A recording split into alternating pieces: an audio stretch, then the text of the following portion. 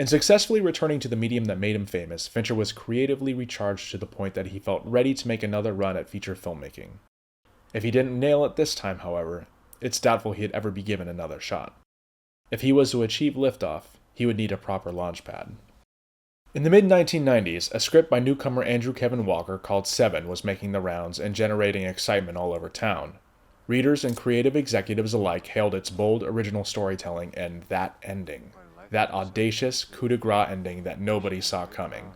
That ending that could possibly never be put into the finished film and thus had to be rewritten and castrated into oblivion for fear that its inclusion could break cinema itself. Indulgent hyperbole aside, it was the ending that cajoled the jaded Fincher back into the director's seat. While Fincher didn't have enough clout on his own to drop mandates that the original ending would remain as written, his attached stars Brad Pitt and Morgan Freeman did, and they used that clout to back up their compromised leader. As such, Fincher was in an enviable position to infuse this hauntingly original story, free from the baggage of franchise, with his unflinching style and uncompromising vision. There are 7 deadly sins, Captain. 7. Hold on. Morgan Freeman's headlining performance as the insightful, bookish Detective Somerset is pitch perfect. He's a man haunted by the mistakes of his past and the unnamed, crumbling metropolis that threatens to consume him. His presence lends a great deal of gravitas and authority to the film, grounding the outlandish story developments in reason and logic, and making them all the more scarier because of their realism. Brad Pitt's performance as the hot-headed, impatient Detective Mills is interesting in that the performance itself tends to be wooden at times, but we as the audience are still pulled into his swirling emotional whirlpool. Perhaps it's only because Pitt has become such a sublimely subtle actor in the 20 years since, that his forcefulness in SE7EN reads now as a younger man struggling with inherent talent, but an unpolished craft.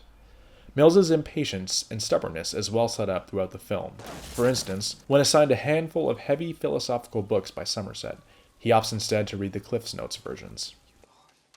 Because he takes shortcuts and is quick to action without necessarily thinking things through, he's in a prime position to be manipulated by Kevin Spacey's creepy, calculating John Doe, and play into his twisted, murderous scheme. Spacey imbues this psychopath with a degree of intelligence and brilliance that one doesn't necessarily expect in their garden variety serial killer.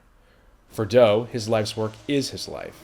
He has no job or relationships to speak of, only a single-minded focus to complete his grand plan and etch himself permanently into the criminal history books.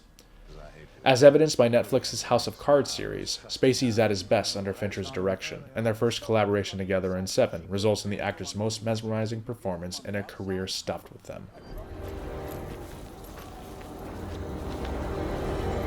While the potency of SE7EN's story hinges on this trifecta of brilliant performers, Fincher doesn't skimp in the supporting department either. He enlists Gwyneth Paltrow, who, coincidentally, was dating Pitt at the time, to play Pitt's supportive sweet wife Tracy. Paltrow takes what easily could be the standard non-confrontational, supporting housewife stock character and infuses it with a creeping pathos and dread, grappling with moral conflict over bringing a child into the dark, overbearing world that Fincher has created on screen.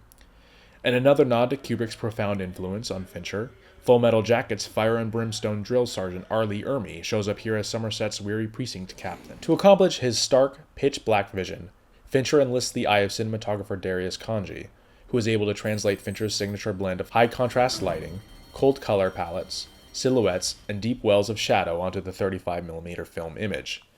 The film is presented in the 2:35:1 anamorphic aspect ratio, but it appears that this was achieved via a matte and post-production, layered onto a full 1:85:1 Academy frame. This plays into Fincher's reputation as a visual perfectionist, who uses digital technology to exert control over the image down to the smallest detail. This control extends to the camera movement, which uses cranes and dollies for measured effect, echoing John Doe's precise, predetermined nature. In fact, the only time that Fincher goes handheld is during the foot chase sequence in Doe's apartment complex, and the finale in the desert, both of which are the only moments in the film that the balance of control is tipped out of any one person's favor, leaving only chaos to determine what happens next. While SE7EN was filmed in downtown Los Angeles, Fincher intended for it to stand in for an unnamed East Coast city, which he successfully achieved via a mix of careful location selection and production designer Arthur Max's vision of oppressive decay. A never-ending, torrential downpour of rain amplifies Fincher's signature grunge aesthetic, although its presence was initially less about thematics and more about creating continuity with Pitt's scenes, who had to film all of his part first before leaving to work on Terry Gilliam's 12 Monkeys. Howard Shore crafts an ominous score that utilizes a particularly brassy sound, evocative of old-school noir cinema. But it's in Fincher's source cue selection that SE7EN's music really stands out. He uses a cover of Nine Inch Nails' Closer for the opening credits, foreshadowing Fincher's later collaborations with Trent Reznor on the scores for The Social Network, The Girl with the Dragon Tattoo, and Gone Girl. Other standout cues include a Marvin Gaye track playing in the Mills apartment, and, in another nod to Kubrick, classical arrangements that waft through the cavernous library Somerset conducts his research in. It's also worth highlighting Seven as Fincher's first collaboration with Ren Klyce, who would go on to create the visceral, evocative soundscapes of Fincher's subsequent films. An oft-mentioned aspect of Seven is its haunting opening credits sequence, designed by Kyle Cooper. The sequence acts as a preview of John Doe's meticulous psychosis, with jittery text trying to literally crawl away from the disturbing images that were shown in quick, rapid succession. Shot separately from the main shoot after the original scripted opening credits sequence was trashed, the piece both pulls us into this sick, twisted world and prepares us for what comes next. The sequence was shot by the late, great cinematographer Harris Savides, who would go on to lens Fincher's The Game and Zodiac, and edited by Angus Wall, who has since become one of Fincher's key editors.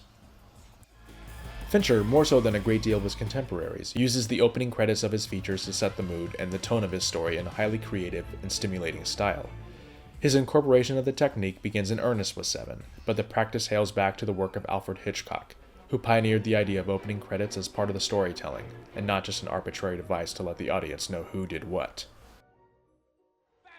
Seven is one of the earliest instances in Fincher's feature filmography in which his aesthetic coalesces into something immediately identifiable. No small feat for a man at bat only for the second time.